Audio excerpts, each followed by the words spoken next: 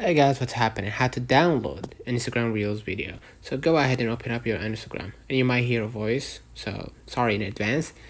Let's say for example, I want to go to the Reels, right?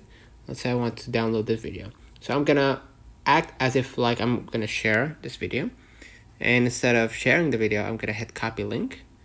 Go back to your screen, go ahead to your browser and look for snapinsta.to.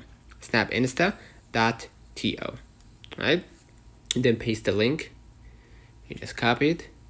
You're gonna wait for a few moments for them to verify. Okay, and once they verify the video, you're gonna be able to download it immediately with the quality you prefer, right? So I'm gonna wait a few moments. Might take a while. Okay, this is the video, right? You can just hit right here, download video, and basically now you have the option to save it. So let me know in the comments if this video helped you. Don't forget to like and subscribe. See you in the next one.